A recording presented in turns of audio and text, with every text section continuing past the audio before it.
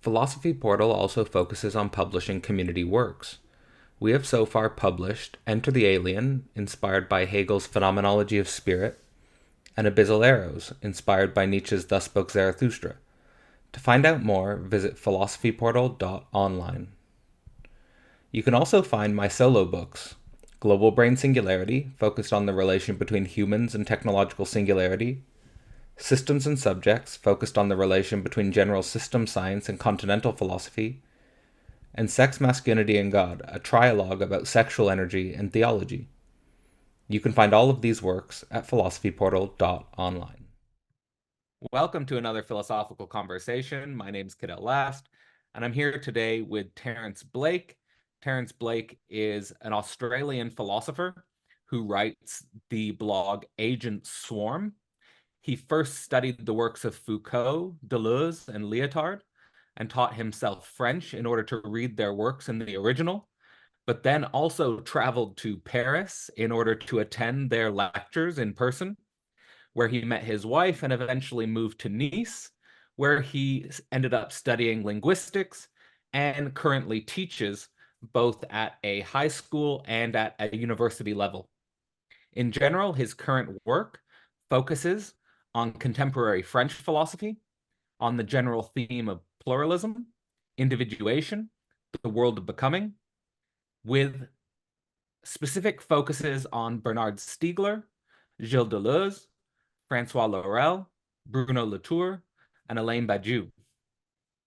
That's more of the formal introduction for Terence Blake, but we've also known each other online for several years now, probably even approaching 10 years, where he was one of the first professors, one of the first philosophers to show an interest in my own work on Slavoj Žižek and the book Less Than Nothing. And so we're meeting at this interesting point, this interesting intersection between French philosophy and the work of the Slovenian school, the work of Slavoj Žižek and other related contemporary philosophers. And so I'm really excited for this conversation. And it's truly an honor to be able to talk to someone who's studied these works for as long as Terence Blake has. So maybe we'll just start with that. Your interest in French philosophy, your history with French philosophy, and how you fell down the Deleuzian rabbit hole.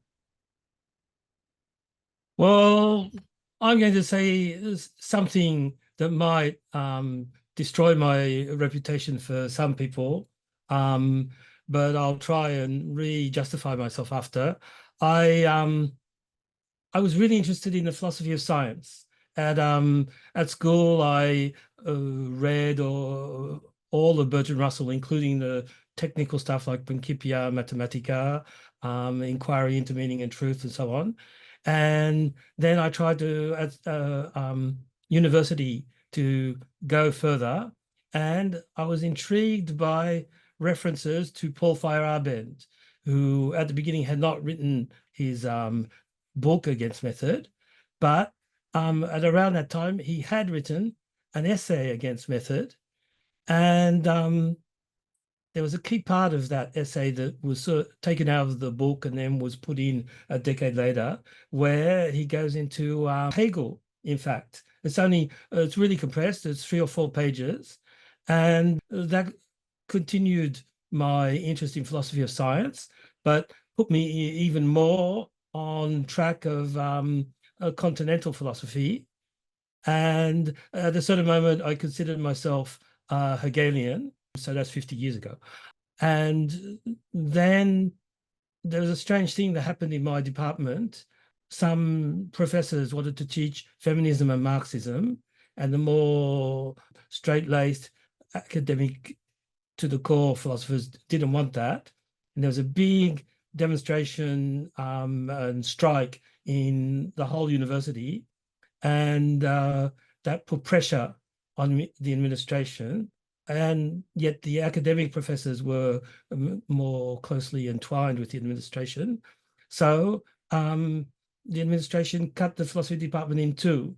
And there was the more classical side, its own department of philosophy called traditional and modern philosophy. And the other side, interested in continental philosophy, got their department, which was called the Department of General Philosophy. And so one had to decide which department. You couldn't be enrolled in both, except for the first year, because there were no two streams. I had to enroll I was in second year, I had to enroll in third year. So uniquely for that year, in third year, you could enroll in both.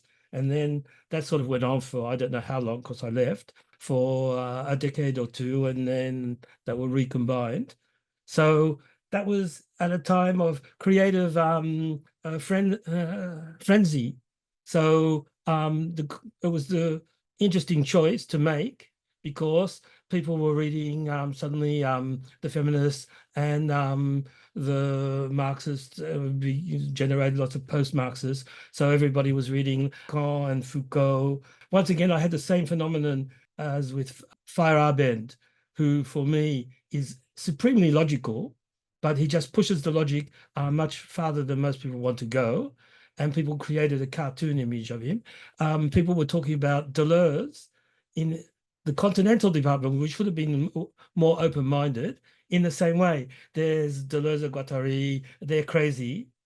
So I started reading everything that was available. Well, I've been reading Lacan, Foucault, some Lyotard that was translated, Irigaray I really liked, Michel Serres, and I started teaching myself French, and I managed to get a very rare scholarship by the French government to encourage interest in French culture. So there were only 3 a year for Australia, and it was mainly for people in the French department. But I managed to go to France once. I showed Lyotard what I had written, Feyerabend and critiquing Althusser type of argument. And he said, this is really great, we should work together. And so he wrote a letter of recommendation saying that he would be prepared to supervise me. And with that, I got the scholarship.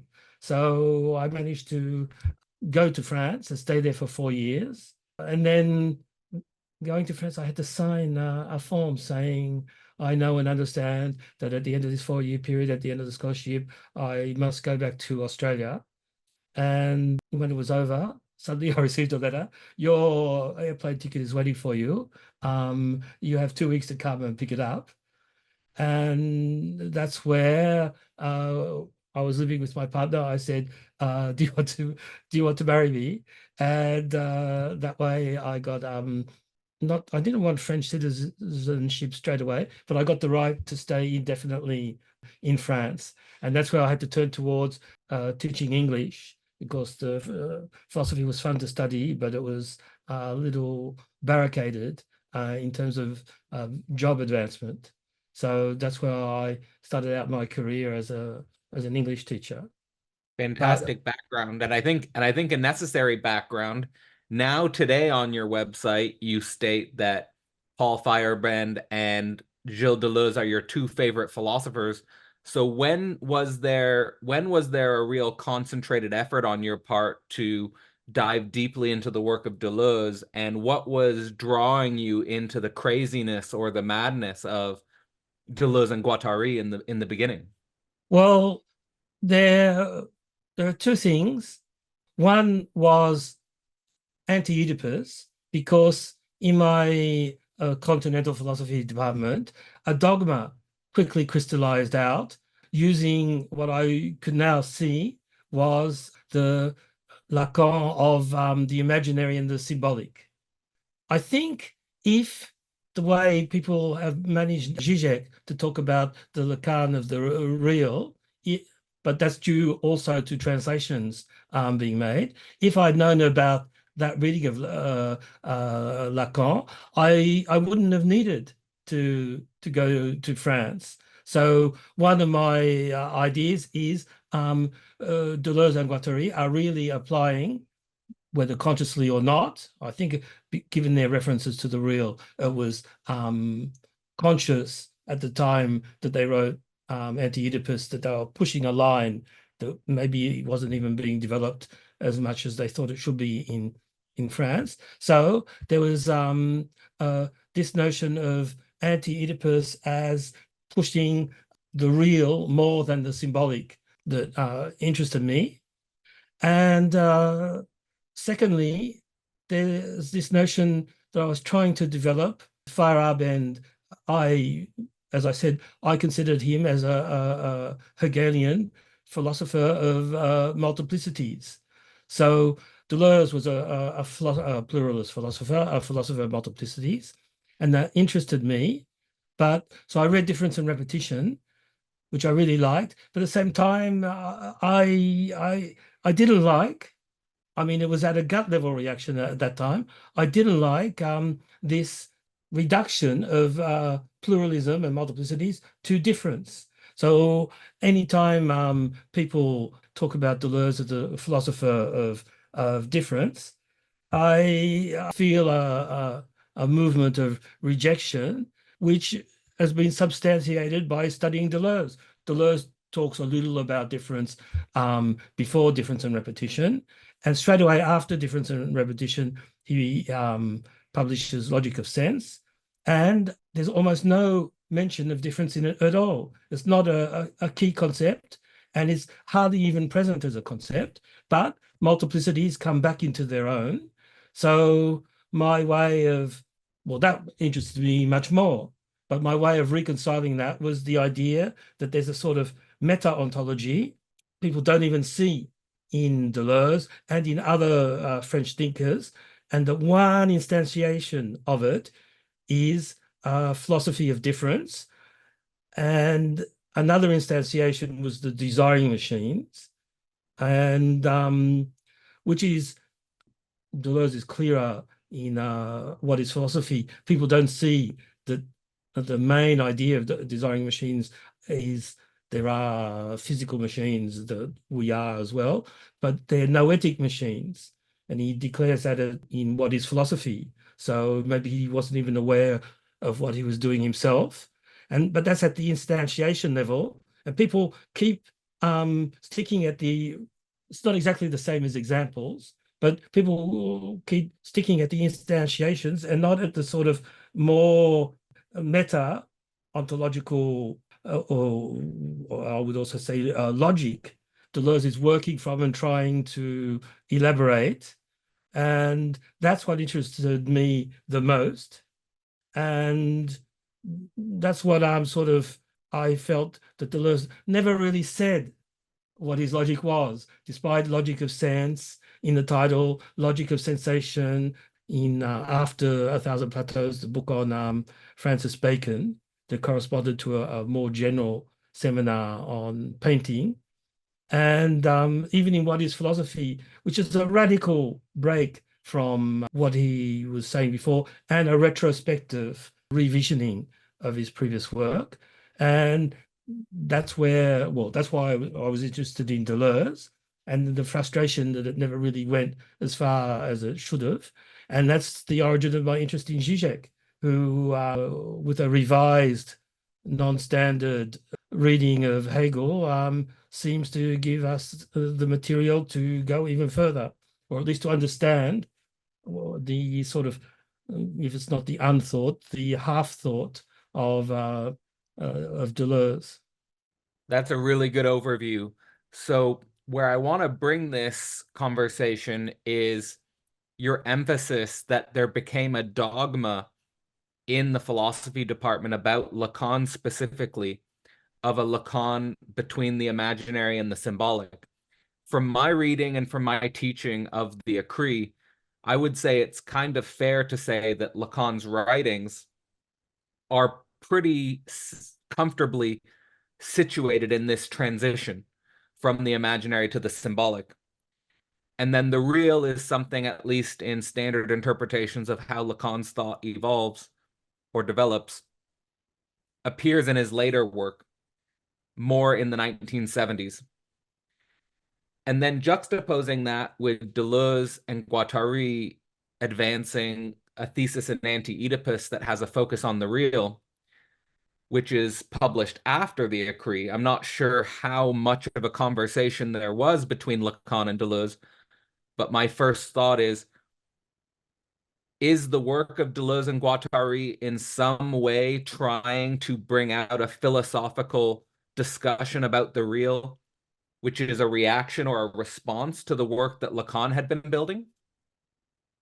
Yes, I think they were in dialogue explicitly up to 1972 when Anti-Oedipus came out. Écrit came out in 1966, so 6 years earlier.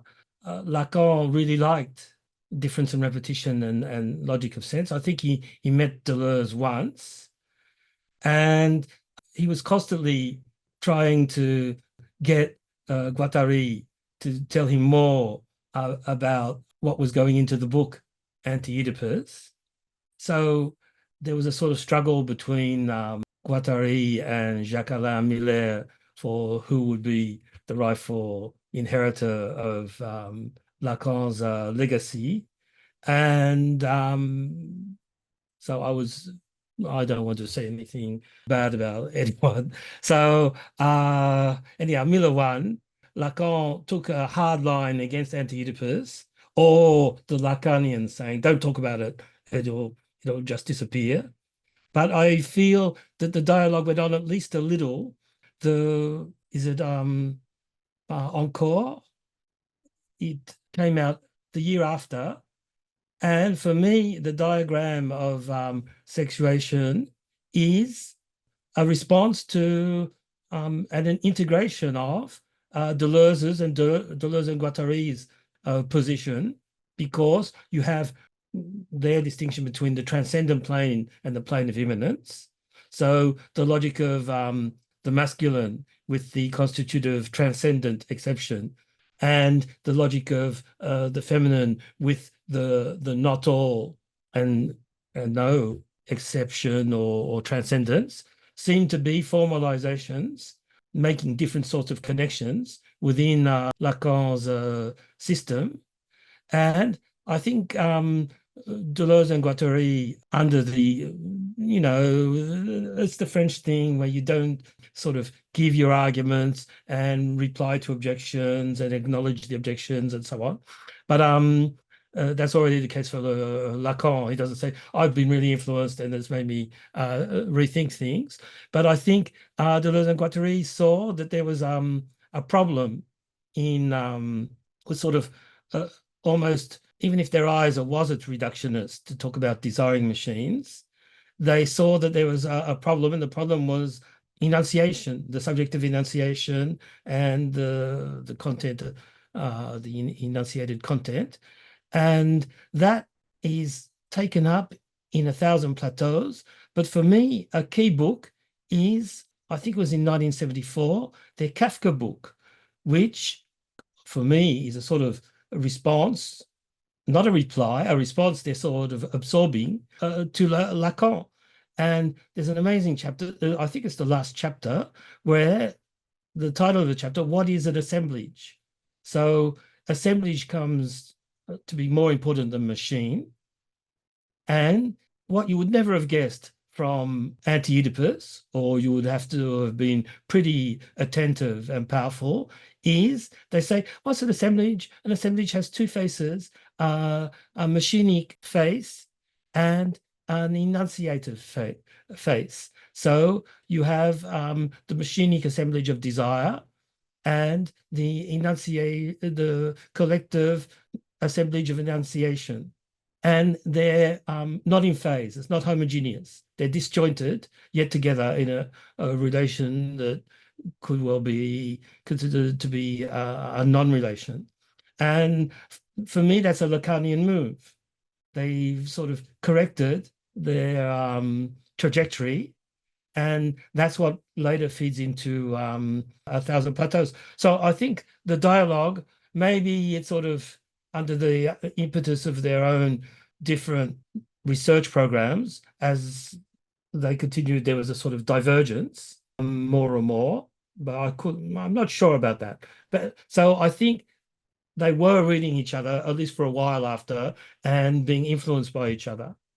What I'm interested in here, and perhaps something that doesn't get discussed too much, I don't know how much this is related to the French style that you're talking about in regards to Deleuze not explicitly outlining his arguments or responding to criticism and things like that.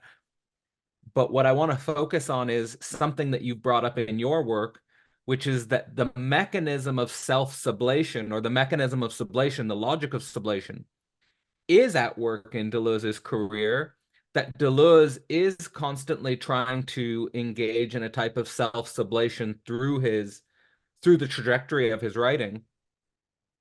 And I'd be interested to know, what is your interpretation of what's going on in Deleuze's self-sublation? What is he achieving in this logic? And is there any difference between Deleuze's logic and what we might call Hegel's logic as explicated in the science of logic? Well, I think there's I don't know if we can call it a convergence or in the light of what is philosophy, or a parallel, what they call an a parallel evolution. But I think one of the core points in this self-sublation is getting at the idea of a concept that would be both abstract and concrete at the same time. So you get different senses attached to the word concept in Deleuze. At the end, he says, oh, yes, philosophy is the creation of concepts. And that was the answer I always gave when I asked myself the question, but I didn't know how to spell it out.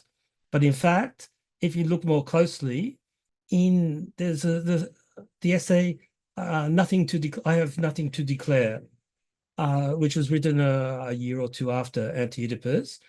And in the book Dialogues, where he traces his evolution, there's the academic phase, including difference and repetition, where it's the academic concept. And then there's another phase, which I would call, which he seems to call, he doesn't put the two words together, but it's conceptual writing, but from affects and intensities. And that's where you get what later, when he talks about painting, he talks about sensation, a color as a concept in a painter. But it's clearly not a abstract concept. It's clearly not an academic concept. And then in what is philosophy, I claim you have to put the beginning and the ending together, because he says philosophy is the creation of concepts, but at the end, or he or they say that it's the non-conceptual concept. It's the non-thinking thought. So that will be a third level. It's the subjective implication. That's why people don't ask. I mean, they read the book and they don't realize. At first, I hated the book. And I still think it came out when did it come out? Came out in 1991. I hated it. But people are not reading it correctly. So there he says, you should even wonder, why is it called What is Philosophy? Qu'est-ce que la philosophie? Deleuze and Guattari, all their writings are against that sort of question. And the thing is, it becomes a question only when it becomes a problem, and the problem has a sort of traumatic core to it that puts you into, they won't use the word anxiety, but it's the concept of anxiety that you find in Lacan. And what do they say? What is it? What is philosophy? What is it that I have been doing all my life? There are two people writing this book. So I think they're putting in a mise en scène, a dramatization, this subjective implication as necessary to the third acception of the concept. So that's where I think you can follow the science of logic. We've got three phases. It corresponds to the logic of being, the logic of essence, which is in fact not an essentialism in Hegel, and the logic of the concept quite well. And when you look around, you see this sort of, we can call it a triad. We know that it's not thesis, antithesis, synthesis, but we could see the same triad with different names coming up all over the place in Deleuze's writings. But Deleuze didn't know, well, either we ignorance is no excuse, but we'll say Deleuze didn't know Zizek's interpretation of Hegel for obvious time travel reasons, and at the same time, I think that Deleuze engaged early on deliberately, and I feel that I'm dissatisfied. He engaged with what I call a strategy of renaming. And the renaming is also renaming the influences. So in the I have nothing to declare, he says what was, and in dialogues, what was the doxa at the time, the orthodoxy was Husserl, Heidegger, and Hegel.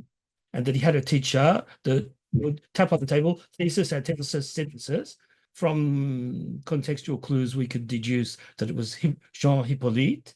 And that was anathema to him. So he took up Bergson, Nietzsche, Lucretius, and so he sort of renames the canon, and all the words are renamed because it's too much work, given what he wanted to do, to put it in Hegelian terms and explain. Well, because the Hegelian thing was really big, and saying, well, I mean in Hegelian terms, but not as you understand it. It probably was too much for his own brain. And another reason, I've been looking at the science of logic in French, and the science of logic, according to one translation, I don't know if they're being sort of exclusive, trying to get their own brand name on it, but they said, and this struck me just last week as like a lightning bolt, that the science of logic was available in French in a complete and scholarly accurate translation only in 1981. So Deleuze evolved mentally with sort of inadequate translations of Hegel, and those who did translate Hegel after, there seems to be a sort of a religious orientation in the way they discuss Hegel. But I've got two translations of the Science of Logic in French. One is by Bernard Bourgeois, and the other is by Gwendoline Jarczyk and Jean-François Labarrière. And they all come after 1981. So the sort of like that's in the first sentence of, well, I'm applying it in a different way. So what is philosophy? This is the second sentence. Perhaps we can only ask the question, what is philosophy, late, when old age comes. They're in their early 60s. Everybody repeats that and say, oh, yes, it's a work of old age. Well, they're in their early 60s, and Badiou published his book, what's it called? Imminence of Truths. He was 83 or something. So I consider that even then, it's not even a work of old age. So anyhow, it's a work of old age and the time to speak concretely. So this is the most conceptual book that they are writing, and it's the most concrete. In fact, the bibliography is very small or very scarce. So I think this idea of the bibliography that was available is quite important. And also this notion of renaming to avoid the objections, going underground to avoid the objections of the doxa by seeming to talk about something totally different.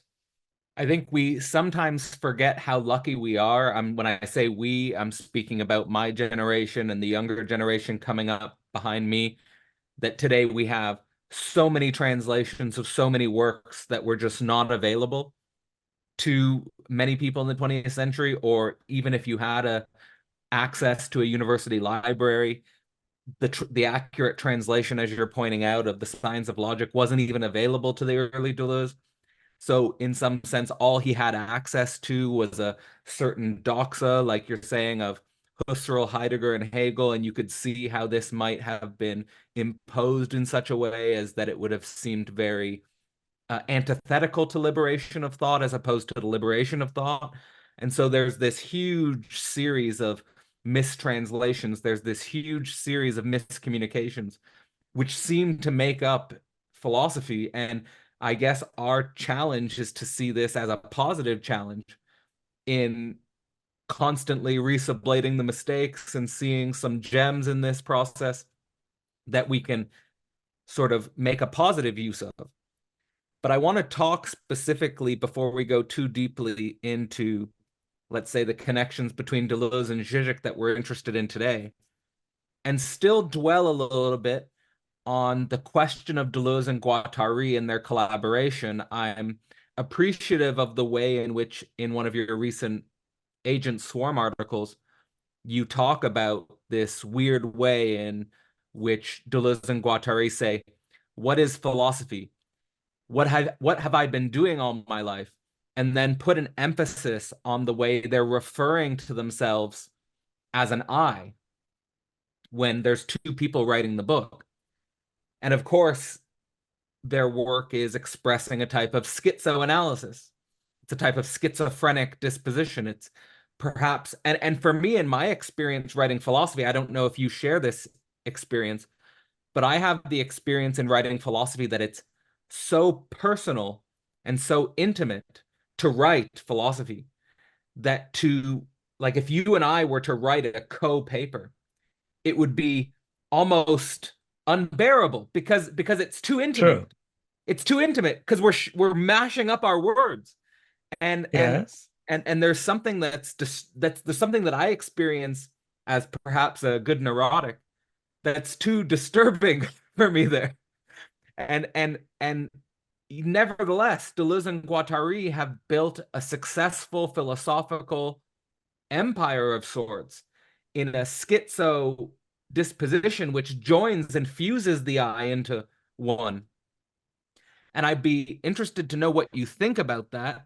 And then the next thing I'd be interested to ask you on top of that is, you make a statement in the same article on Agent Swarm that there's an interesting link between Deleuze and Lacan, and perhaps Deleuze and the project of psychoanalysis, in starting with crisis and seeing crisis as a generative starting point. And for me, who also shares that disposition, the question then becomes, what is the logical response to crisis? And for me at the moment, I situate there the logic of sublation. And so I guess my question there is, on the one hand, how are we to interpret Deleuze and Guattari's collaboration and the use of the I? And then my second question would be, how are we to interpret the starting point of crisis and a logical response? Well, that's a good question, and goes to the heart, because I think, well, a double question, because I think they're closely related. There is a discussion in Deleuze by himself. We see the concept of speaking in one's own name, and that is sort of mentioned in Anti-Oedipus, and then in whatever, I reply to a harsh critique, is one translation. There's this, when he goes over his work, so that's in 1973 or 4, and he does the three phases, although the third phase I think is in fact to come. There's the academic work, sort of, I would say, being, knowledge. There's the affective stratum, which is implicitly present. As he says, it's sort of there in difference and repetition, a little more so in logic of sense. And that's what comes out in Anti-Oedipus and other things around that time. But the first two texts of Anti-Oedipus that were published independently beforehand in slightly different versions, I think it was one, two, or several wolves, but there was the disjunctive synthesis that was published separately, and that was a sort of a teaser for what was going to be in. So that's the affective explosion. So there's a crisis, and Deleuze wanted to go further, but he couldn't go further by himself. And there's a meeting with Guattari, and then I think that the further, but he admits. So what's it called? It's I have nothing to admit, I have nothing to declare, reply to a harsh critic is the full title. It's only 10 or 15 pages. It's a wonderful text. And the goal is to go even further and to speak in one's own name. So we can see what is philosophy 20 years later, finally speaking in one's own name, which, so I would say anti-Oedipus getting better and better by having the disjunction, the disjunctive assemblage of enunciation and machines, going on to the cinema work and the painting work. That's the affective. So it's not really subjective. People could say, what are you talking about? You've already got more subjectivity than most people are willing to put in their philosophical works. But there is this desire to speak in one's own name. And you do that when the concept that you're working on, in this case, the concept of what is philosophy can emerge or be made to emerge. And once again, the translation, I feel, isn't fully live up to the French, which is an understatement in French as well. It's a question that one asks in a discrete agitation, if I translate literally. The discrete there just means it's a secret. It's in secret. You're in an agitation. You're in a crisis.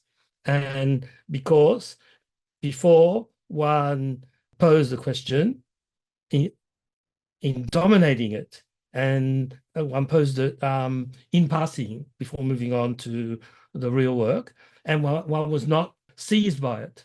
So I think this is his method, not just in What is Philosophy, but all through his work. There are problems that come in a crisis state, and so they're more. That's why the problem is more than a question.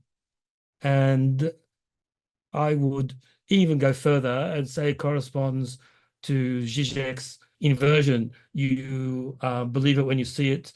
You see it when you believe it. You see the problem when you believe there's a problem, which is the subjective dimension in the crisis. So at each stage, the name for the privileged instance of the crisis changes. It's the schizo. People retain that. But this thing in us, which puts everything into question, in the lectures on painting, which you can get on the Purdue University site, the hysteric is the key instance. Whereas before the hysterics, they were too theatrical and didn't go as far as the schizos. Suddenly, it's the hysteric as exemplified in art that is the key to the body without organs, and that is the key to putting everything into question. And then in the third book, no, the third stage or the last book, there may probably are other instances like the masochist, but suddenly it's the old creator that takes up the same role as the schizo and then the hysteric. So there's no necessity of describing that in the terms, this sort of crisis, which is a logical crisis, it's instantiated in different ways in the world and in oneself. So that it be instantiated in a schizo, which everyone knows, even when they pretend not to, that it's not the schizophrenic. And it's instantiated in the hysterical subjectivity, which is instantiated, well, maybe you can say there's something hysterical about the life of Francis Bacon, but it's instantiated in all sorts of other painters that Deleuze cites. And then it's instantiated not really in old people, because he goes out of the way to denounce the gerontocracy, the old people with all the money who could and power who control everything. It's instantiated in this sort of coming late, because you've tarried with the negative so long, that retrospect everything that's come before. And I argue that can come at any age. So it's in Jungian psychology, you call that the senex, and that can come up at any moment in your life, not just when you're chronologically old. So when you think all the stuff I'm doing is old hat, I've been through that over and over again, and I'm just repeating myself, and I don't know why people would even listen to me or why I will go on doing the same old things. That's a state that can be precipitated into a crisis. It's both a existential crisis and a noetic crisis. And you can feel you've been doing the same old stuff for a long time at any age. So these are logical moments where you feel the need for a paradigm change. And that can be a big paradigm change, like whatever, Picasso in art and Einstein in physics and Cantor in maths, or it could be micro and all the different sizes in between. You don't need to be sort of really grandiloquent in the sort of crises that you're facing. I feel like there's something to pull out here between the distinctions of chronological time and logical time in regards to this crisis at any age. If we think about crisis only as being a product of old age, then we're thinking about that as chronological time. But as you're saying, you can have this crisis at any age. And so it's much more a logical moment. And what's right now circulating in my thoughts is the difficulty that philosophy has had in the 20th century of reconciling itself with the position of hysteria as close to the truth, and even potentially the logic of femininity and the question of woman as close to the truth as well. And that could even be connected with the split in your university department between classical philosophy on the one hand and the general philosophy on the other hand, which was including within itself the tarrying with not only Marxism, but also feminism. And I feel like there's a lot at stake in that split. And there's a lot at stake in understanding the truth of hysteria, not only from the standpoint of psychoanalysis, and of course, Freudo-Lacanian position developing that study very deeply and institutionally, but also in philosophy. And it seems to me that that brings us to the potential connection between Zizek and Deleuze, because Zizek is, of course, the philosopher who, from the very beginning, perhaps develops a philosophy of sublime hysteria and occupies this position of hysterical questioning in a very strange political, economic, global situation. And of course, here, the position of hysteria, questioning everything, is interesting for our conversation at the level of Zizek and Deleuze, because hysteria is questioning all identity.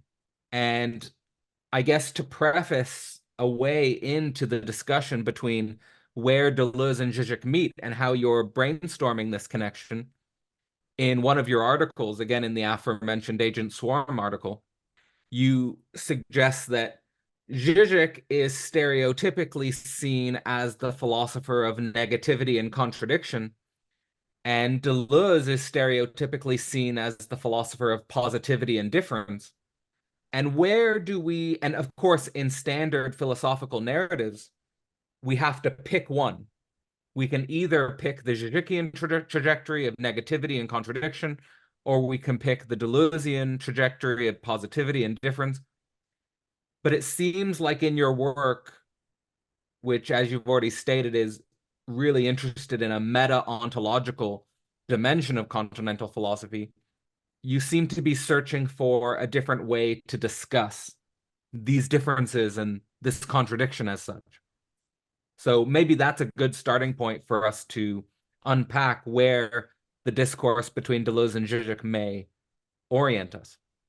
Yes, I think people don't really see the negativity in Deleuze, basically because they believe him in his own self-descriptions, where he says, I'm into positivity, affirmation. I hate negation. I hate Hegel. I'm for Nietzsche, and so on. And I've written on the massive presence of negative prefixes in Deleuze's work. Once you look at it, once you open your eyes and see it, once you believe that it's there, you can see it. And uh, a key term for me is deterritorialization. And Deleuze says it in, he gives a reading of Foucault in terms of these three phases that we've been discussing. So the book on Foucault, if you read it, unfortunately, it's not a real book. I don't know. He must have been tired or rushed to publish it. It's he's put together some articles, and then that's half the book. And then he's written stuff. The course, which is now available, the transcriptions are available in full on the Purdue University site, are far more complete, have far more material in them. But there is a description of the three phases. That's how he divides up his discussion of Foucault, which took a year. I was there. I was following his for 3 years, I think, or was it 3 years? His course on the cinema, and suddenly Foucault died in 1984, and it was a big surprise. And so the year after, I think he was already thinking about doing something about what is philosophy, but he spent a year on tracing the logic of Foucault.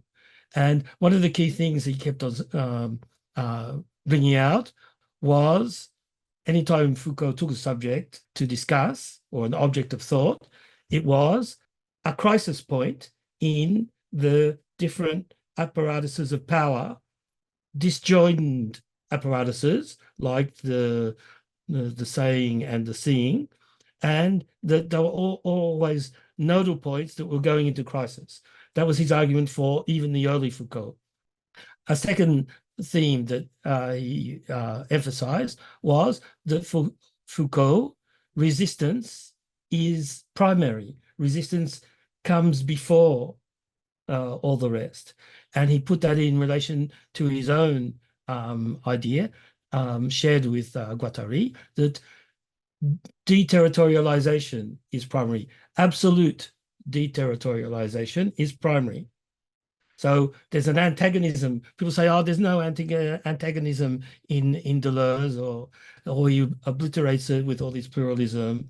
But there is a central antagonism between absolute deterritorialization and re-territorialization. And how can you have deterritorialization primary? That's, as far as I'm concerned, you're putting negativity, not negation, because negation is a codified form of negativity where you've absorbed it into and neutralized it in coded forms. Not contradiction, although one could discuss that, but Deleuze sees contradiction as already codified, two things crystallized out and put in opposition. So you could easily call absolute deterritorialization contradiction. I think it makes more sense for me for the moment to call it self-relating negativity. There's no doubt that there's a resemblance there. And this term of absolute, which we see in Anti-Oedipus, we see in A Thousand Plateaus, it explodes in the number of occurrences in what is philosophy. And under the influence of Badiou's book, The Immanence of Truths, I wrote, I was invited at the publication of the book to give a talk in Paris. Badiou was sitting beside me, and he told me at the end that it was very good, which apparently he's not sort of into ordinary politeness. If he hadn't liked it, or if he thought it was only so, he would have expressed that. But he told me that he thought it was very good. Preparing for that, I saw that the idea of infinity was everywhere in Deleuze.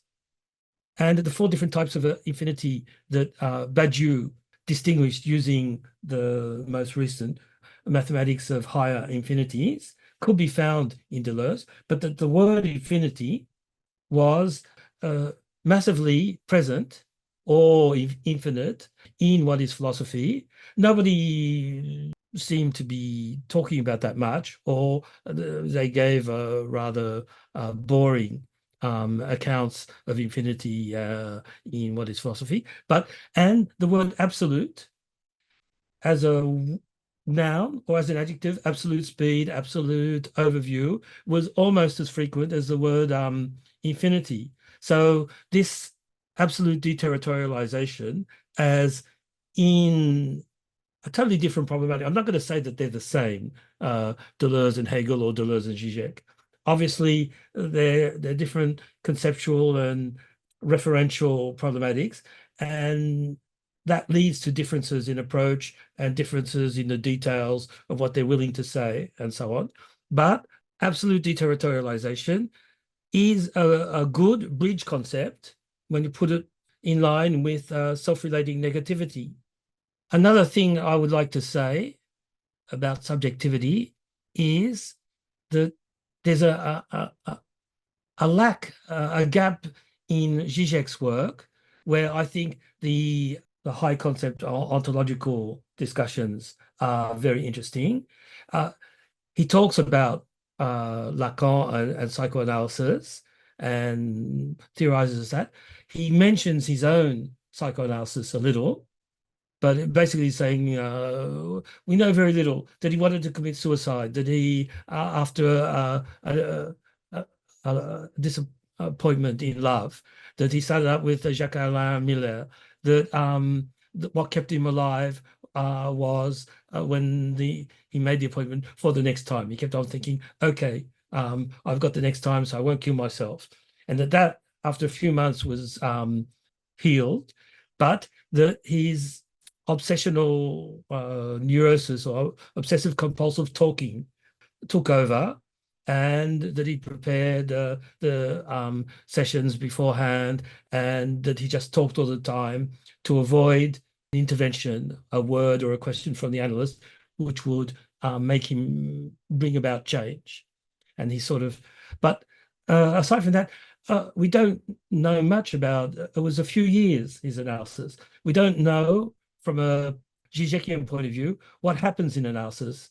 And I think the replacement for that is his analyses of pop culture.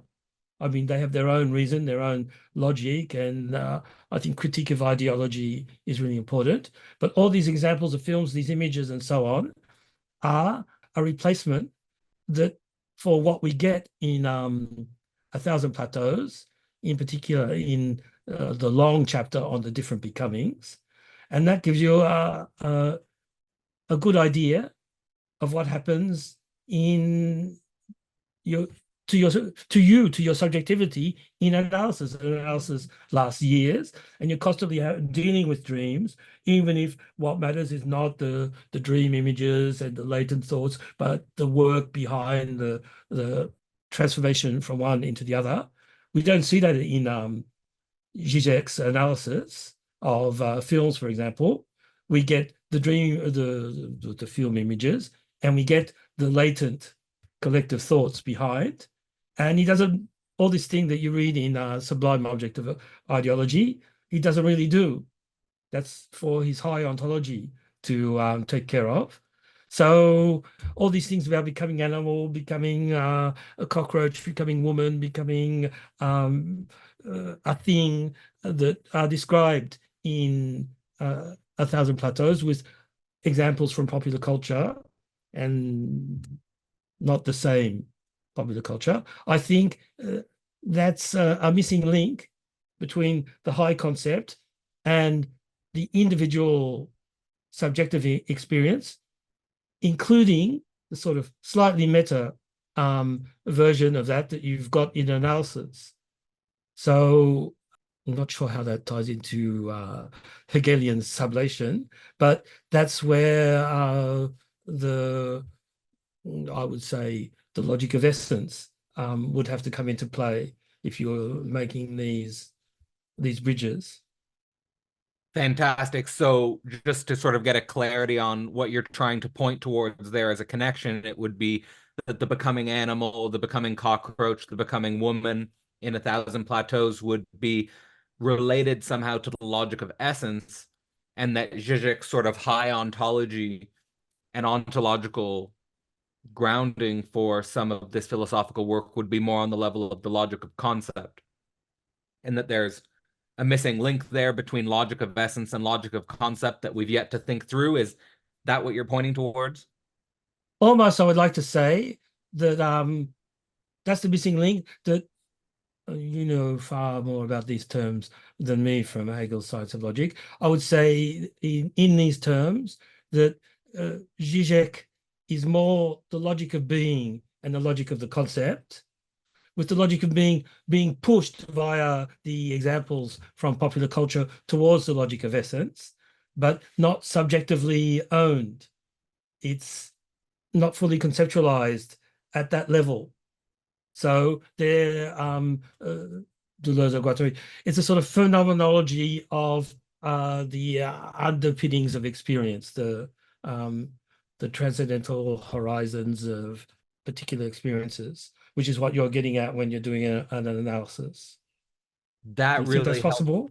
No, that really helps. And that helps me also understand my own relationship, not only to Zizek's philosophy, but also my own philosophical performativity in the last few years, because it has been a question for me about how much Zizek and the Slovenian school include their own subjectivity into the work that they're developing on the level of being and on the level of concept. So I think there is something that you're pointing towards there that's really worthwhile and worthwhile for people, whether they've been trained in a Žižekian orientation or a Deleuzian orientation, to take an interest in this difference that you're pointing out.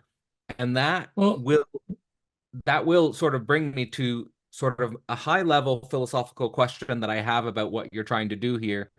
And it's deeply related to also what I'm trying to do at Philosophy Portal. And it's something that I need to think about a lot more, which is precisely whether or not we as philosophers take the mode of identifying differences between different lineages of philosophy and drawing out the consequences of those differences. We could say this is more of the burning bridges concept, where we're highlighting, different trajectories and saying, so no, there's irreducible antagonisms and tensions here between, let's say, a Deleuzian school of thought and a Žižekian school of thought, or whether we as philosophers are working towards highlighting similarities and developing higher order connections, what you're calling bridge concepts, and how to know when we should be building bridges and how to know when we should be burning bridges. And just to give the specific example of the concept that you're playing with as a bridge concept between absolute deterritorialization on the one hand and self-relating negativity on the other hand, are they the same thing? Are they pointing towards the same thing? Are they not? What do we lose or what do we gain by conflating these terms? This is something that I've been thinking through, because at Philosophy Portal, at the moment, I've been really oriented towards building bridges as opposed to burning bridges. So one of the projects has been, as you know, the Hegelian Nietzsche move, which is yes, that's amazing evolution. On we keep talking about what I think about this and that, but you really went into Lacan, Zizek, Zupančič, and I think you yourself needed a phenomenology, and you turned. I think the order is that you turned to Hegel's phenomenology, and then to make it even closer to a phenomenology of an experience that we can recognize, you turn to Thus Spoke Zarathustra. I think that course came after um, the phenomenology. And then that was a way of not going directly from the Hegel's phenomenology to the science of logic. And as well, you are one of the most amazing practitioners of dialogue. the number of people and the absolute difference of the types of people that you dialogue with is quite amazing. So there, you're not searching commonalities or sameness. You're searching for dialogue, and you are creating bridges, but they're not homogenizing bridges. You're not going over to some of the people. I think you're very polite. I think you finally think, well, in fact, I really disagree here. But you emphasize, I mean, you do disagree, but you emphasize the bridging and the dialogue.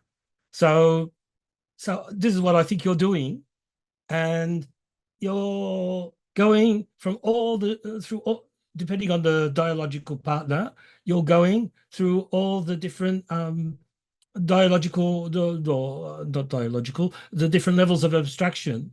So from really high concept analyses to nitty-gritty stuff of drugs and men's groups and sexuality and religion and so on. It's all there. It's quite amazing.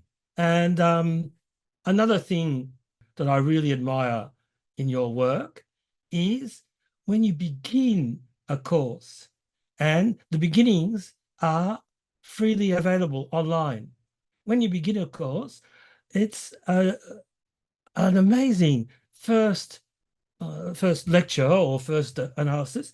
You manage to put things absolutely into question. You start off, and you did it with Zizek. You did it. I was really impressed by your first talk on Zupanchik. You put people into a state of not just epoche at an intellectual level. You put people into an epoche that is a sort of crisis, and not abstractly. Your discussion goes along with the problem situation and the situation for the author, and you manage to put everything up for grabs. It's quite an amazing thing, and I don't know if you want to react there. So that's the absolute deterritorialization that is at work, but it's, if Deleuze would allow me to say that, despite the fact that it's absolute, it's determinate. So it's determinate absolute deterritorialization, because it's different for each thinker or each series that you take on.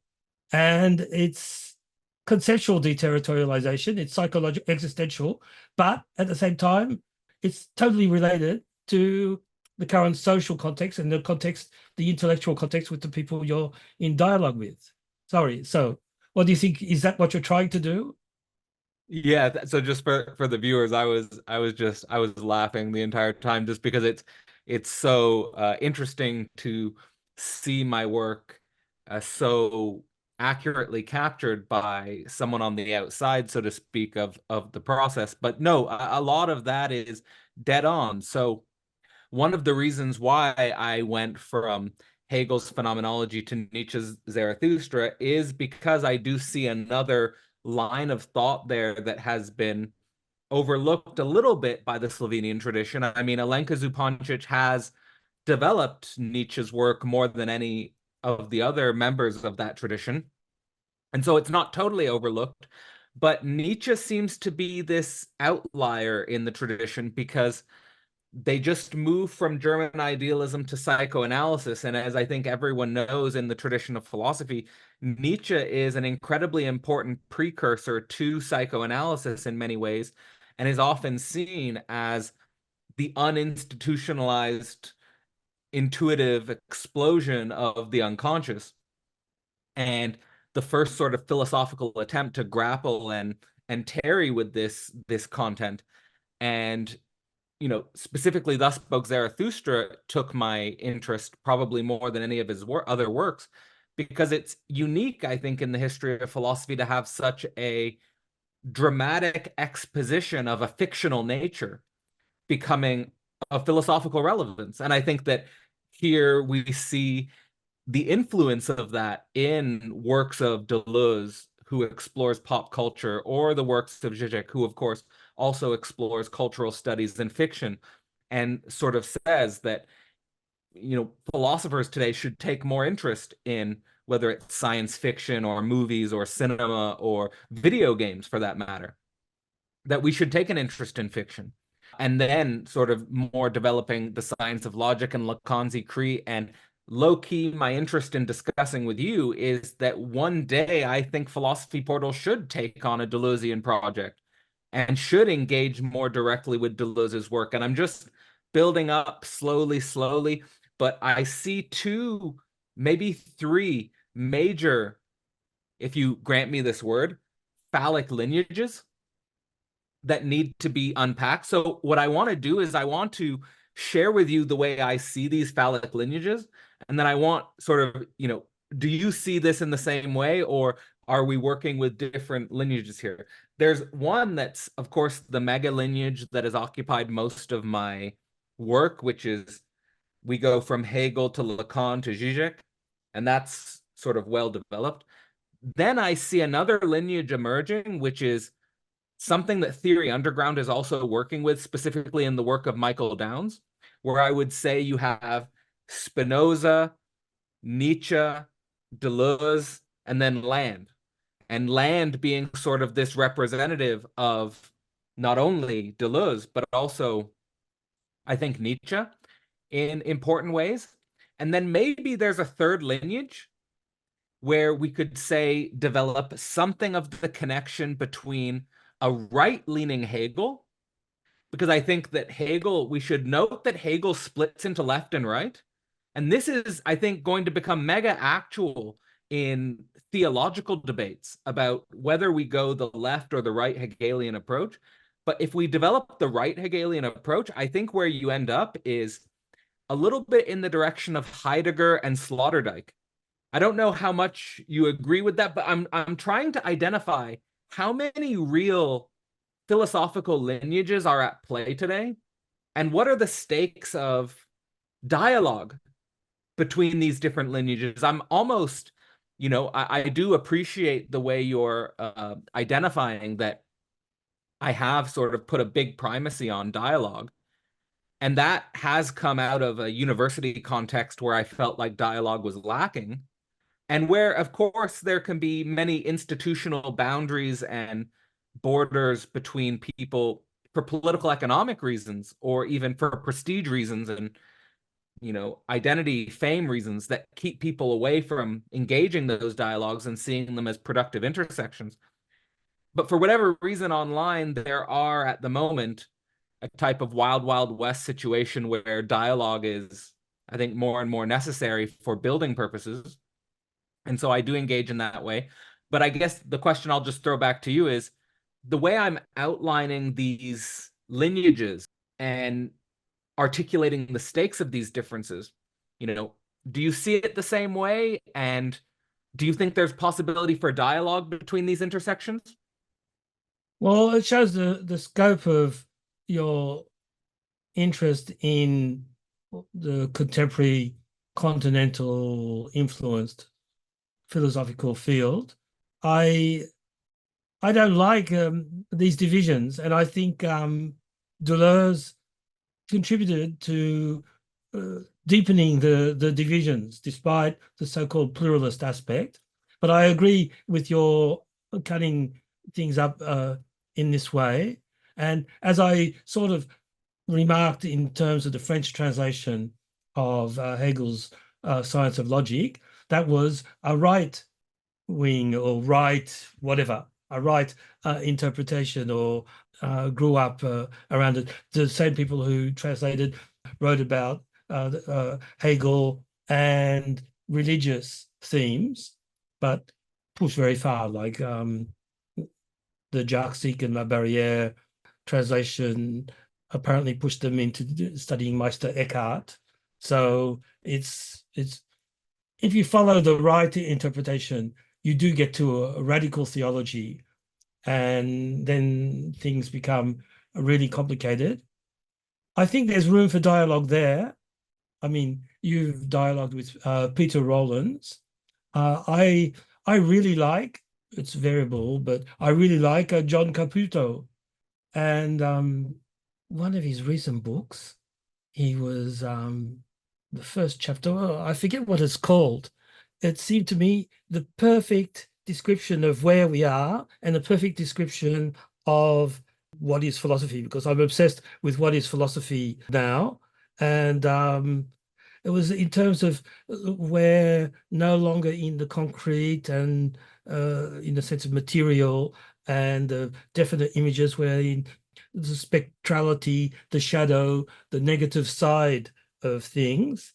And he seemed to be really freed from his previous Heideggerian phase. It's called Spectres of God, an anatomy of the apophatic imagination. So this apophatic aspect, which when I first read Less Than Nothing, I was frustrated that people didn't take it seriously enough.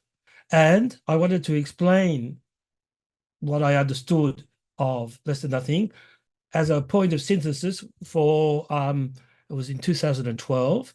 I came to France in 1980. So all that I've been able to synthesize of the mode of thinking of the French philosophers I liked from the hidden meta-ontology and logic that was implicit in their thought. And I wrote my text, 20 Trays of Continental Philosophy, and it was meant to be a commentary on just the first chapter of Less Than Nothing, which, because I've been working on all these people, maybe other people don't see it, but he doesn't cite Lyotard at all, I think. But there's a perfect engagement with Lyotard and Derrida and Deleuze and so on. From in the very first chapter, it seemed to me like a perfect synthesis of the state, of the most advanced state of French philosophy at that time. And so I wrote the 20 trays of continental philosophy. And one of the trays was this idea of the apophatic, that like you need to say things and you need this sort of apophatic point where you say it's not this, it's not that, it's none of the examples that I've been giving captures what I'm trying to say. It's like the pseudo Dionysius negative theology. So except it's sort of generalized, so you no longer know whether it's theology or philosophy or something else. So this apophatic dimension, I think, can be a point, another bridge concept. And that's what you see in Peter Rollins finds that apophaticism doesn't go far enough, but I think that's looking at it from a particular point of view. Caputo really develops it. I think self-relating negativity ultimately is part of an apophatic approach.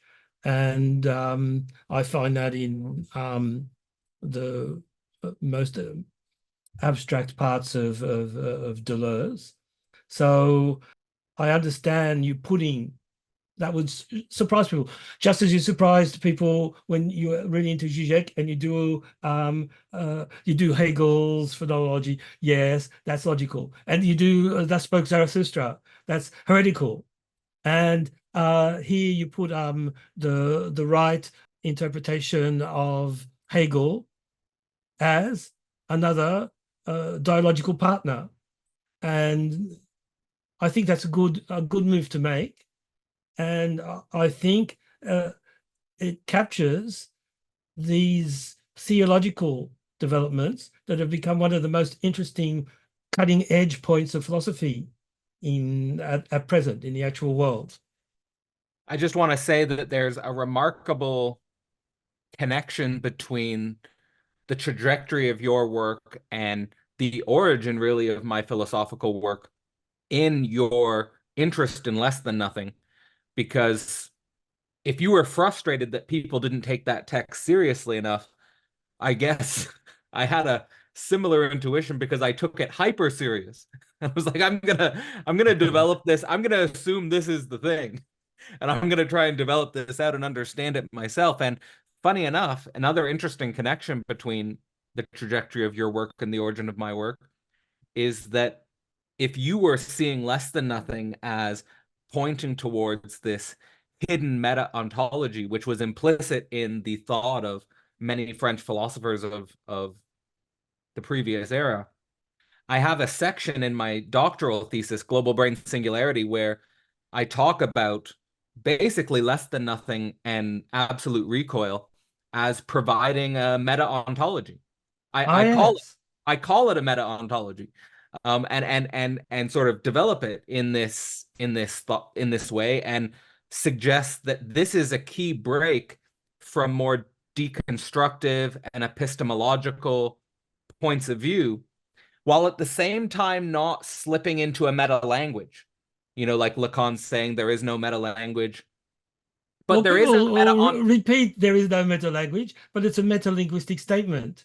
So I always take that to mean there's no separate supreme meta language, but what we call meta language is part of ordinary language. We're making meta-linguistic moves all the time. It's just that they don't synthesize together into a totality that we could call the meta language or even a meta language. That's right. What Lacan's saying is that there's not a grand unified theory that can be put into a language and we're all speaking the same language. But more pointing towards ordinary language as itself already a meta language. So I agree with that, but just pointing towards the importance of the ontological dimension and the relationship between the epistemological and the ontological, and really developing that out, because I think that's what's going to be needed for the 21st century. I think that the 21st century is going to need to take seriously fundamental ontology and not just leave it, as it were, to the hard sciences, which is one of the main enemies of Zizek's work. Like, I take the starting point of Zizek's major works, the crisis, if you'd like, and I'll outline how I see the crisis Zizek is responding to and see if you see the same thing there. The crisis I see Zizek's work responding to is, on the one hand, philosophy becoming the domain of a deconstructive epistemology, and sciences, in the natural sciences, cosmology, evolutionary biology, and so forth, becoming by default thrown into philosophical territory where they are handling the history of philosophy very poorly because they don't have any philosophical training and they don't have any deep reading of the Platos and the Augustines and the Spinozas and so forth. And so there's this need for meta ontology precisely at the level of a philosophy that's capable of asking the big picture questions, but in a way that's inclusive of ordinary language and the subjective experience, and the essence and the problems of essence and singularity that Deleuze is bringing to the forefront. Yes, I think that's the way it is. These it's like Hawking saying that now is the end of philosophy and science does what philosophy tries to do, when we can be pretty sure he was incapable of reading a long abstract work like The Science of Logic, or a more contemporary version, the 800 pages of Badiou's Immanence of Truths. So this is just talking about reading stuff and having some idea, some clues as to what is going on. And it's certainly, he was certainly incapable of tarrying with a book like that for a long time. And the other physicists or biologists who try to not just do the work that philosophers should have been doing, and that apparently there are not enough of them doing it. There's, as you said, also the what is called philosophy deconstructive. I call it democratic relativism, is the the implicit philosophy of our times. And when you want to cut through that, you've got the scientific replacement for philosophy. So it's already philosophical without, it's philosophy without the tarrying. I've tarried enough with the sciences that I can I can just read Plato, and I know what's going on. When people quote to the point of boringness, Whitehead's comment that philosophy is just the history of Western philosophy is the history of a series of footnotes on Plato. But the footnotes are really important. They're the tarrying. And you can't just go back, oh, I'm an evolutionary biologist and a neuroscientific cognitivist, and I can go and read Plato, and I know exactly what he's talking about, and I can say what's right and what's wrong. And nor with Hegel, nor with Deleuze. They're going to, that's what the so-called Rickmont, the so-called hoax brought out, that they think they can read French, what was then, we'll say, recent French philosophy, and show that it's scientifically ridiculous. And all they managed to show that they were incapable of reading what was on the page. So, but there's a good there's a good reason, or there's a good heuristic in trying to push science to philosophical intensity, and that can't be in a straight line, I would say. And this idea of meta-ontology, like meta-language in Lacan, there is no meta-language, means to get to the meta, you have to plunge yourself into ordinary language, even deeper than what we do normally when we talk in ordinary language. And I would say meta-ontology is basically the same. There's I think it's with Theory Underground, there's an interview with Alenka Zupančič, where they ask her, how do we begin with continental philosophy? There are so many presuppositions and references and knowledge of concepts to have. And she takes, for me, there is no meta approach of first preparing yourself and then plunging. You have to plunge, and all the meta stuff will emerge out of your own particular imminent plunge into reading whatever you can in the middle of things, whatever comes to hand to read and tarry with deeply. Absolutely. And automatically you'll get different opinions, different research programs. Absolutely, absolutely. And I think that also points us back to the importance of not obfuscating or turning our attention away from the doctrine of essence, questions of our own subjective interiority, questions not only of our own subjective interiority, but more importantly, our subjective tarrying with the particularity of our situation. And I think you expressed that very well when you said, on the one hand, many scientists today say they've studied cognitivism for their entire career and then think they can just read Plato and that's enough. They don't need to tarry with the footnotes. And on the other hand, the philosopher who thinks I can just read Plato and I don't have to tarry with contemporary science. I think that what I saw in Zizek's work, and this is coming from someone who had studied the sciences very deeply, had developed a university career studying evolution and acquainting myself with the subtext of evolutionary biology and evolutionary anthropology, I saw that there were philosophers who didn't want or didn't think they needed to read the contemporary sciences very seriously. And on the other hand, I'm equally now in a position where I feel like there are many scientists who don't approach their work or bring to their field the richness of philosophical intensity. And so I think we need both, and both of those are a part of the puzzle. It's just very difficult to know how we could rethink education and rethink our institutional structures so that both of those were possible. And ultimately, that's a conversation at the level of the two cultures divide and the traditional divide between the humanities and the sciences. And then there's also a huge issue with political economy and the two cultures divide, because when I was coming into my own intellectual maturation, there was quite a lot of funding for what were called STEM fields. And there was very little funding for the humanities. I still remember going to a distinguished professor when I was deciding between master's programs. And I had double majored in evolutionary sciences and history. And I had been accepted for a master's program in both an evolutionary anthropology program and a history program. And he advised me away from taking the history masters, saying basically you should only take the history masters if you have family funding or if you have some sort of privileged situation where you can pursue history as a hobby or something like this. Whereas if you really want to make a career, you better go in the evolutionary science direction.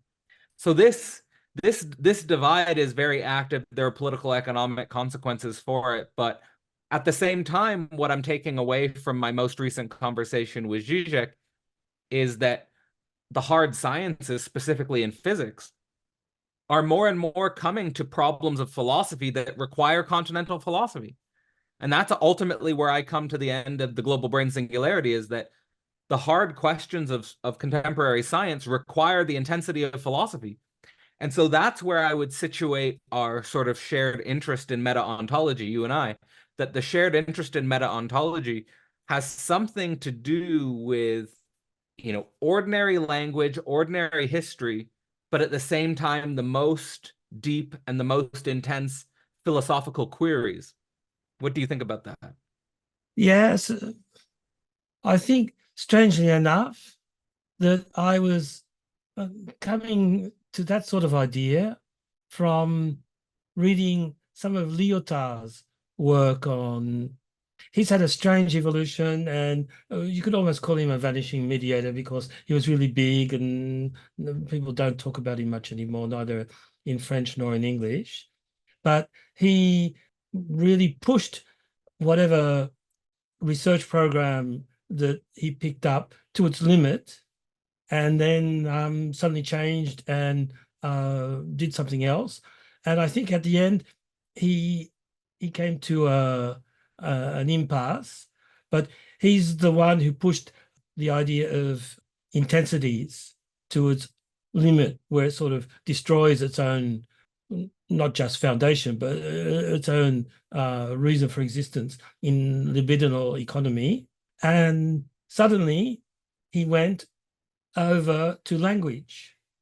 So I was saying that Deleuze and Guattari went from a sort of machinic intensities in as sort of I would call a first order ontology in Anti-Oedipus. 2 years later, in libidinal economy, Lyotard pushed that even further.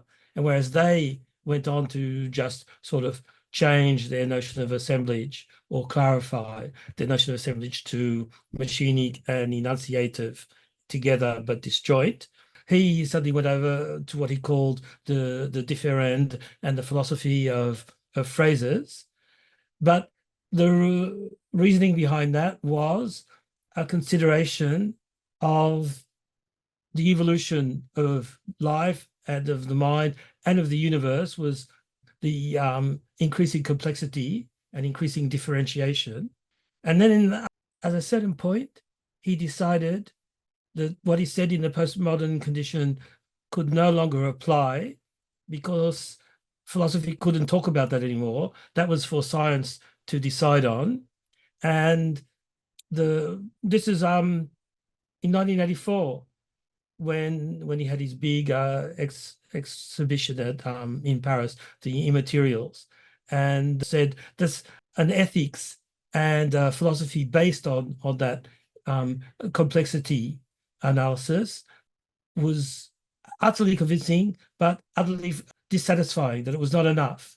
And anyhow, he went into his philosophy of phrases, and for me, he became a little schizo in the ordinary sense, because he continued writing on art and the relation to the body and to pure presence, at the same time that his linguistic philosophy made everything phrases. So everything is linguistic in one series of books. Everything can be pure presence beyond the intensity even in other books. And his way of reconciling or sort of bringing together that was when he turned in his last period to the sublime, to a study of Kant's third big work on the critique of judgment.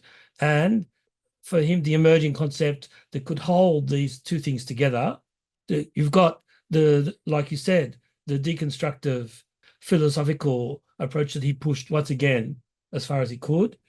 Is it relativist in his analyses? Not exactly, but this sort of presence approach in art, which is already incredibly difficult, according to him, to attain, and the scientific approach. And then the bridge concepts for him was the sublime, and also the notion of justice, because I think it was an engagement with Derrida's turn when he saw what deconstruction was becoming.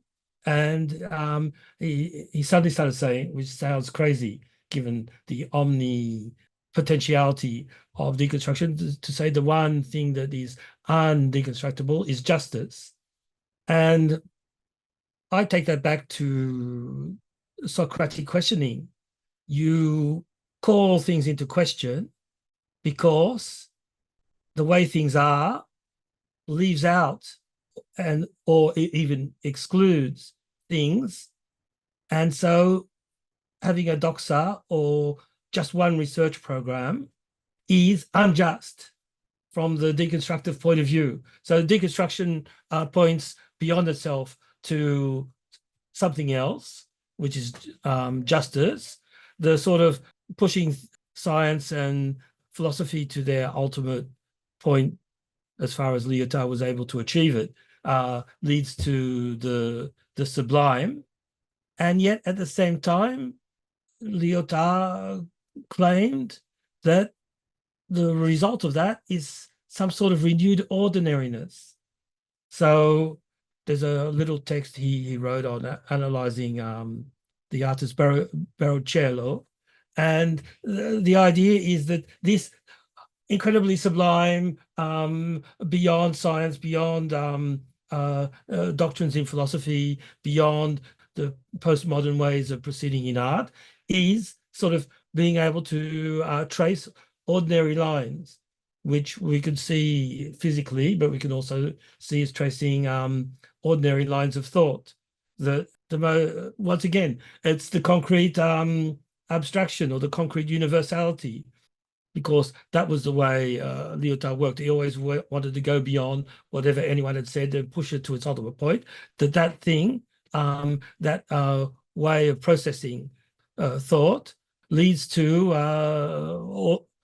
ordinariness. So that's where he started talking about a little more about Zen, and that's a question mark for me. It's not a solution, but a gesturing once again at the impasse. If you just have these things going further and further along in their own logics, but resting separate from each other. So I always think that I think you have 4 stages. You have doxa, ideology, or ordinary ideas. You have the structures behind. That's already a big discovery to get to a structural or formal vision of what's going on and what's being lived and what's being said. That's the structuralist moment. And then the post-structuralist moment, if there is such a thing, but this is where we need Lyotard, who said that the postmodern was there from the very beginning, and it's not a chronological concept at all, is this porousness between the structures. You do have structures, and you have sort of, he doesn't call it that, quantum tunnels that open up and close. And that's where we can have some sort of provisional temporary bridge concepts. And then the further step would be the subjective implication in concepts that are decisions at the same time.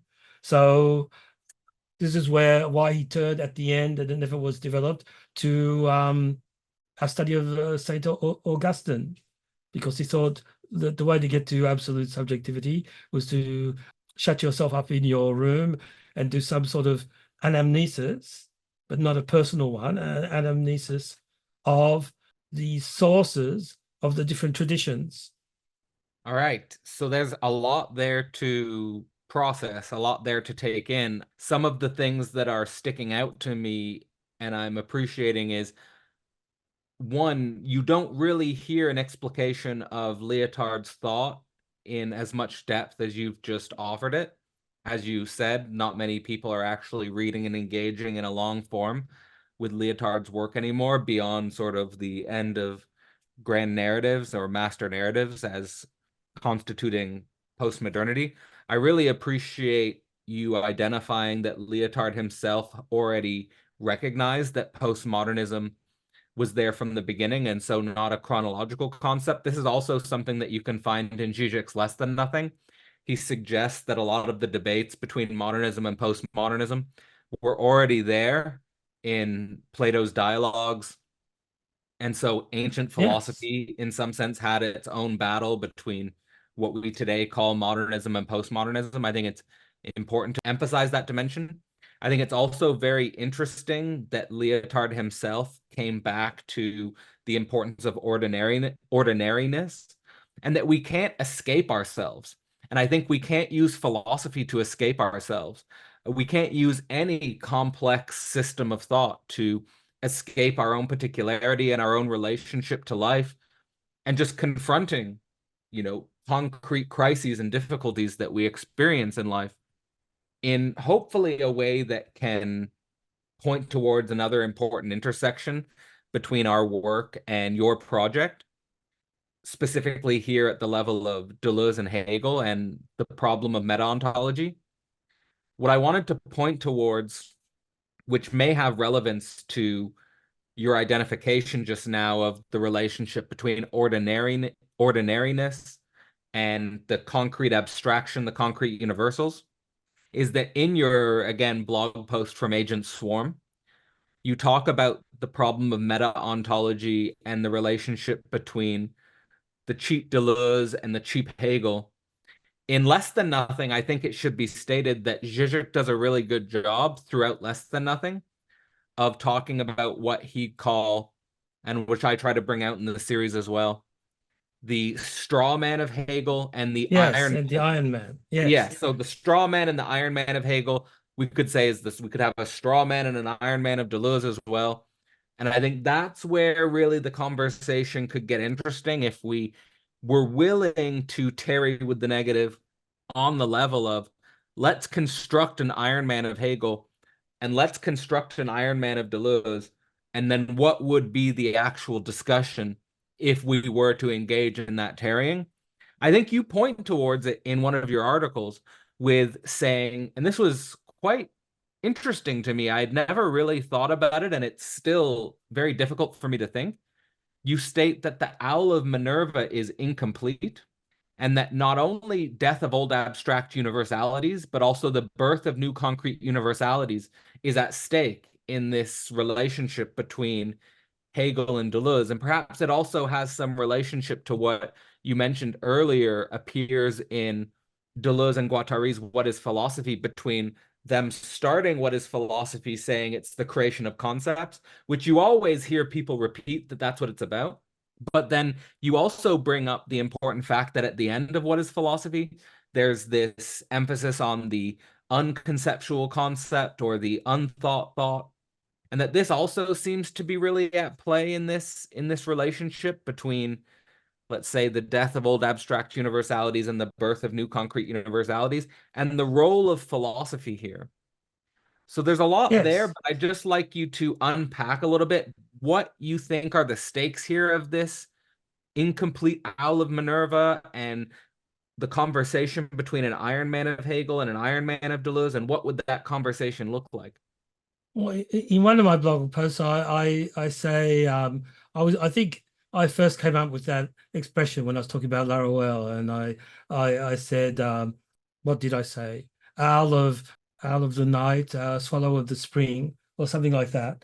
And the idea that is that everybody sort of quotes that thing about the owl of Minerva from Hegel. But in fact, it's not even true in Hegel that philosophy just, well, it comes at the end and there's this retrospective recreation, but it really is the end. So what is Hegel doing? He's, in fact, creating the new.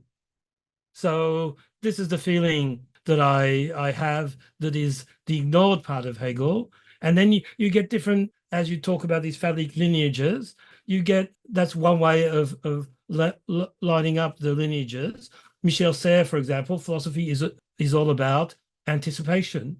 Deleuze says it's, well, Deleuze is really complicated because he wants to give us the metaphysics adequate to modern science, but his concern is constantly under what conditions can we create the new.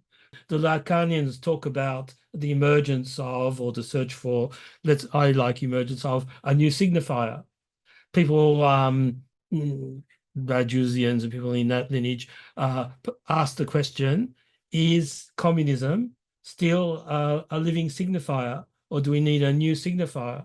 So I think the concern of philosophy is not just our owl of Minerva observing that things are breaking down or giving a few kicks to help it break down even more. It is a work of anticipation as well.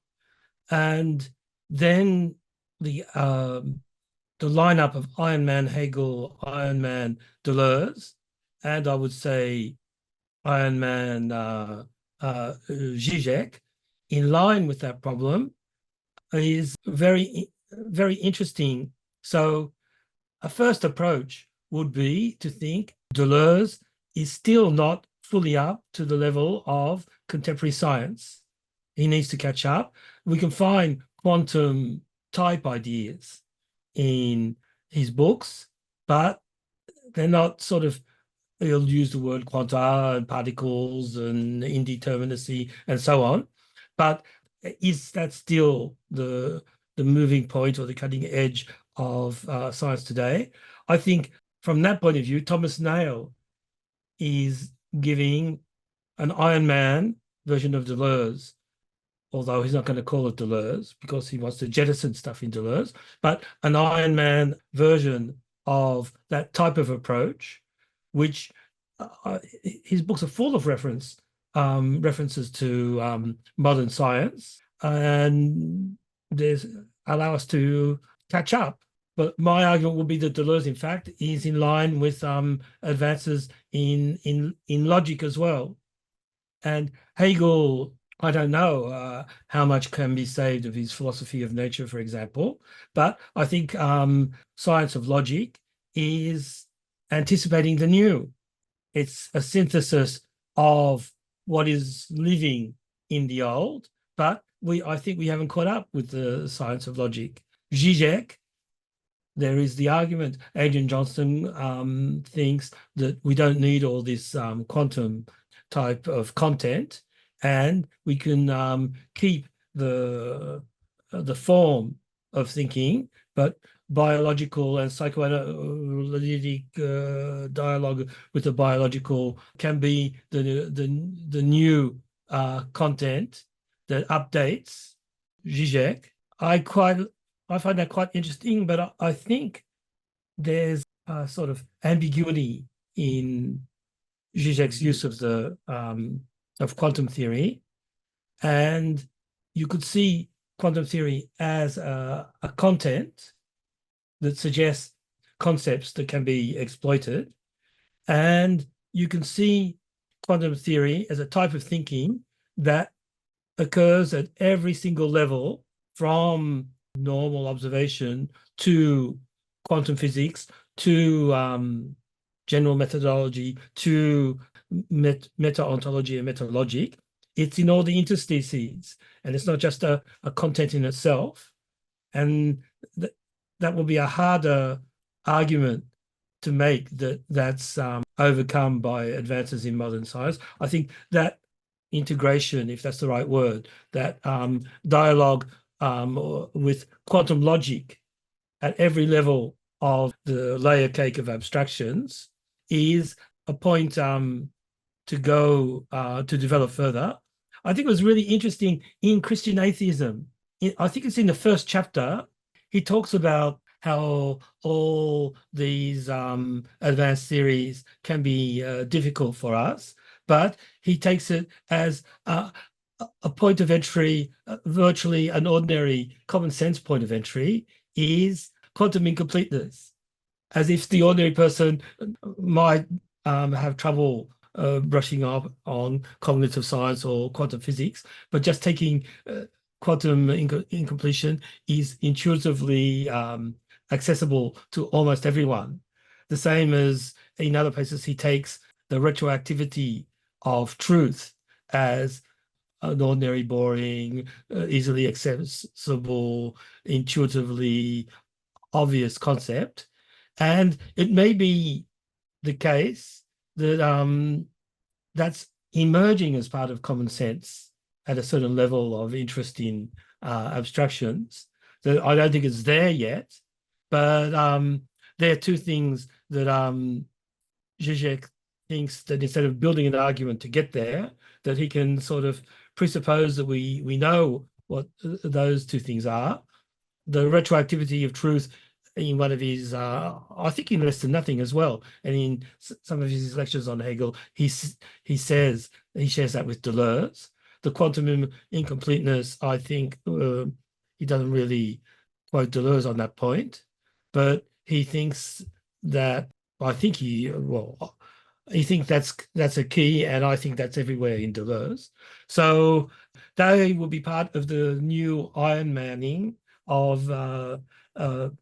Deleuze and Zizek, instead of just saying, oh, at the content level, that's we need to lift them to the level of the concept, to the level of logic, and not try and say, oh, yes, they're in line with modern findings in physics or biology.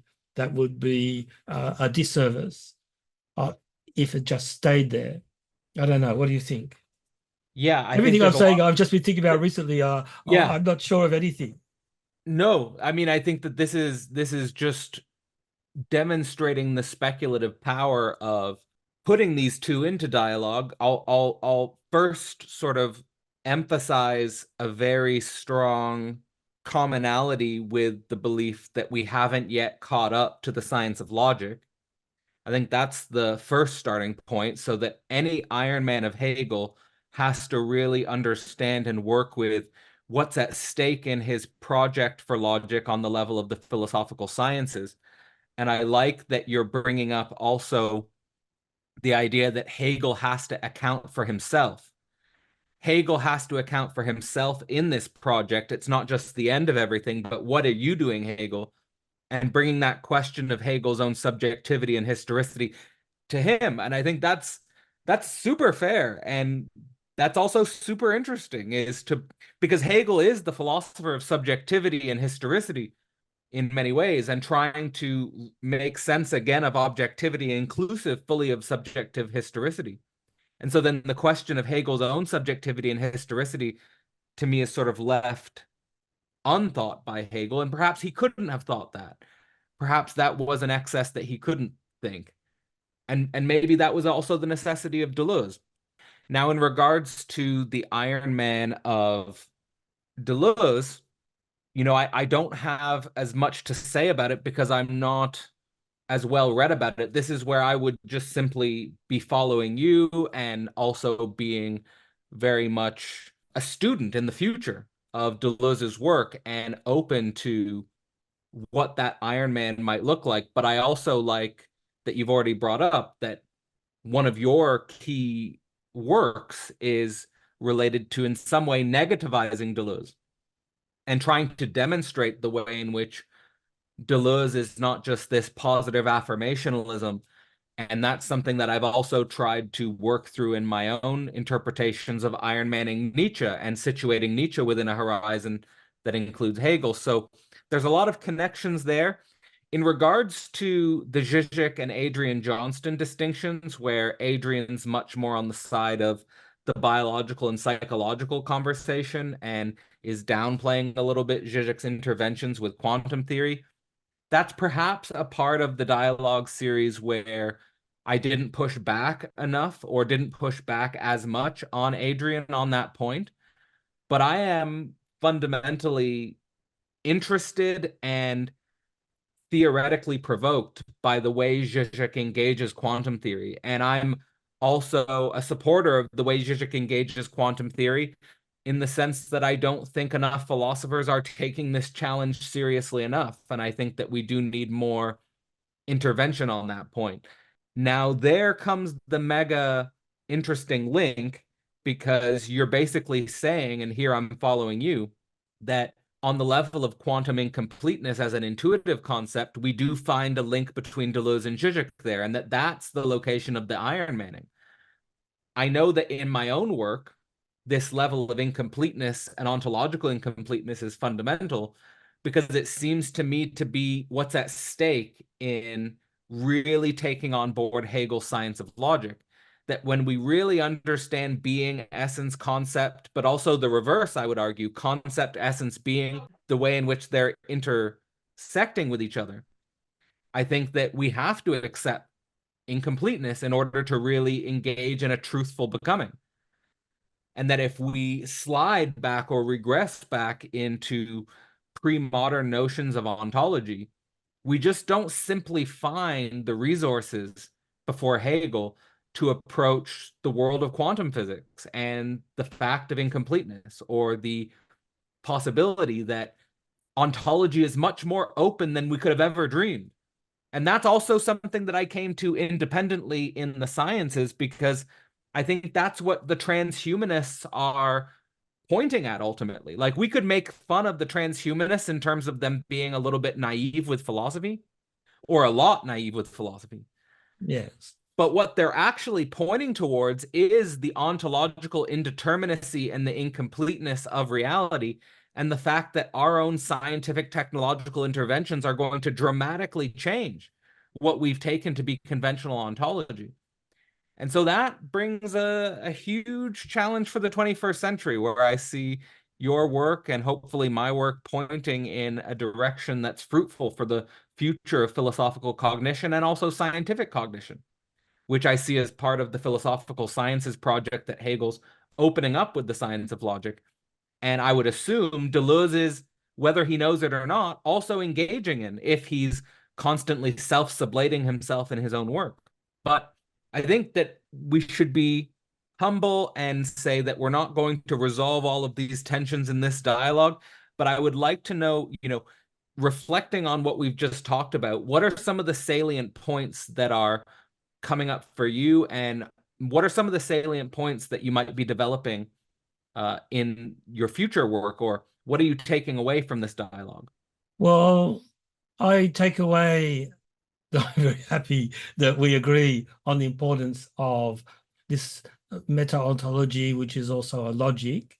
And for me, you are the sort of mentor for understanding Zizek, so that you find that my argument of a bridge hypotheses between Deleuze and Zizek at least makes sense. That I take away the idea, as you say, that at the content level, I mean, I really like Adrian Johnston's work. And at the content level, I believe in this need for updating the knowledge of the sciences. And that's something that Thomas Nail is doing as well. But I think that that's not enough. And part of the not enough is the experience of entering into those sorts of changing paradigms, whether it's through analysis or through philosophy or through practical experiments, what that does to oneself and to one's experience. And that there's also the question of the logic and how the logic can be modified and how that modifies us.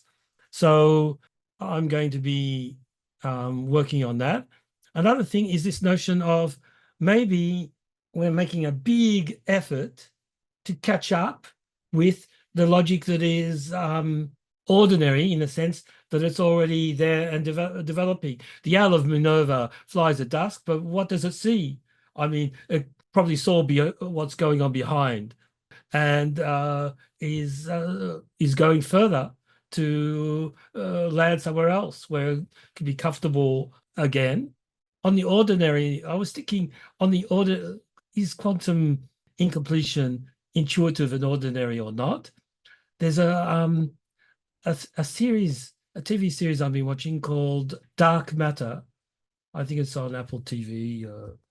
And I don't want to spoil too much, but in the first episode, there's a guy who's a physics teacher. He's kidnapped by someone in a mask and put in a box and drugged. And when he comes out of the box, he can't understand how people are reacting to him. They seem to be treating him like someone else. And we learn pretty quickly that he's in an alternative world, and the box works like the box for Schrodinger's cat. It's totally isolated from any inputs and outputs, and allows objects to be in superposition between different worlds. And the drug knocks out those aspects of the frontal cortex where we observe ourselves and we decohere ourselves and take ourselves out of superposition. So with the drug, we can be in superposition and sort of we're in an altered state, but we're conscious.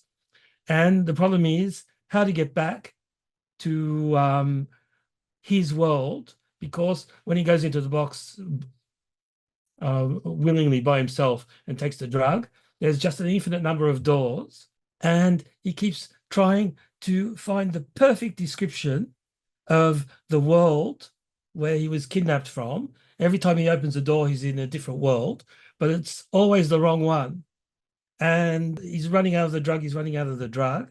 And his solution is he, instead of trying to concentrate on the perfect description, including the color of his door, the length of his wife's hair, everything, he concentrates on his imperfect love for her, and that this imperfection, this incompletion, is its own form of completion.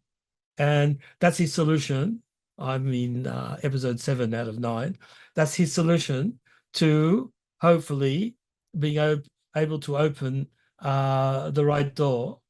And that's just a TV series where we're getting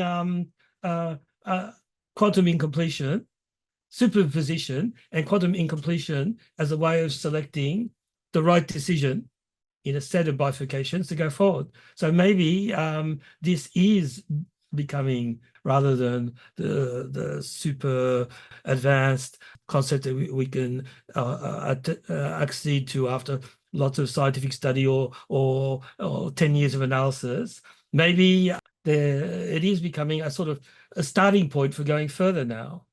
Well, I think that just brings me back to the importance of, right now I'm teaching the philosophy of right, and one of the points that stays with me, of course, related to the Owl of Minerva, is Hegel's emphasis on focusing on what is.